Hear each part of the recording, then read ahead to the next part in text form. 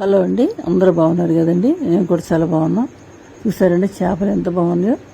తాజాగా ఇప్పుడే గోదావరి నుంచి తీసుకొచ్చారండి. మాకు చేపలు బజార్లోకి వెళ్ళి మేము కొనుక్కొని అక్కడ చేయించుకోము, కానీ మాకు చేపలు ఎవడ దగ్గర కాబట్టి ఇంటికి తీసుకొచ్చి వాళ్ళు శుభ్రంగా బాగు చేసి మాకు ఇస్తారండి.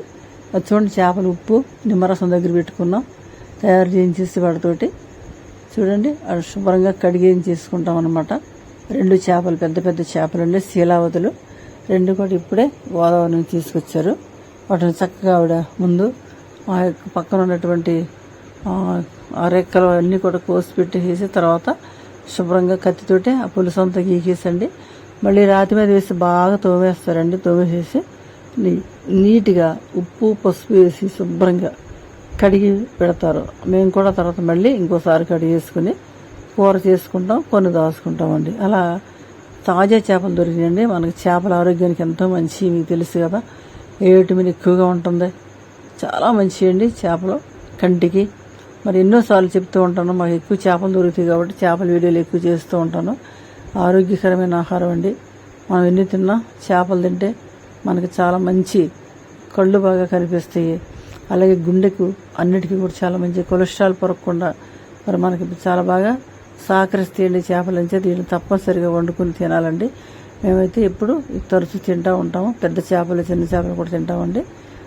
చిన్నపిల్లలు ఉన్నారు కాబట్టి పెద్ద చేప ముక్కలు అయితే వాళ్ళు తింటారని మరి వాటిని ఎక్కువ తీసుకుంటూ ఉంటామండి. చూసారండి, నీట్గా తయారు చేసి ఆవిడ కడిగేస్తున్నారు. అలా కడిగేసిన తర్వాత ముక్కలు కోయించేసేసి వాటిని మేము వాటిని మళ్ళీ ఒకసారి నీట్గా కడిగేసుకుని కొన్ని ఫ్రిడ్జ్లో పెట్టుకుంటాము.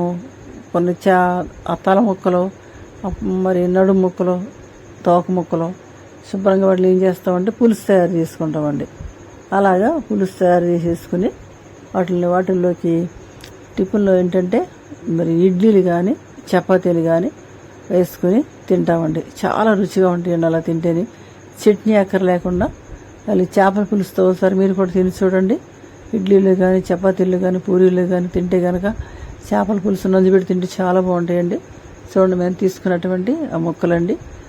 కర్రీ ప్రిపరేషన్ అంతా చూపించట్లేదు, కానీ వండేసుకున్నటువంటి కూర మాత్రం చూడండి, మేము కూర తయారు చేసేసుకున్నాము. దాంట్లోకి మేము చేసుకున్నటువంటి టిఫిన్ ఏంటంటే ఈరోజు ఇడ్లీ చేసుకున్నాము, చపాతీ కూడా చేసుకున్నామండి. వాటిని ఈ చేపల కూరతో తింటే ఎంతో రుచిగా ఉంటుంది, ఆరోగ్యానికి కూడా ఎంతో మంచిదని మీరు కూడా తప్పనిసరిగా ఈసారి ఈ కాంబినేషన్లో ట్రై చేయండి. ఎంతో రుచిగా ఉంటుంది. చూడండి, ఇడ్లీ తయారు చేసుకున్నాం, ఇవి చపాతీలండి. ఇది కర్రీ చూసారా తయారు చేసేసుకున్నాం. చాలా బాగా ఉంటుందండి. మీరు కూడా ట్రై చేయండి తప్పనిసరిగా. వీడియో మీకు నచ్చితే కనుక తప్పనిసరిగా లైక్ చేయండి, షేర్ చేయండి, సబ్స్క్రైబ్ చేసుకోవటం మాత్రం మర్చిపోకండి. బాగుంది కదండి కర్రీ, చేపలు అలాగే చపాతీ. Thanks for watching.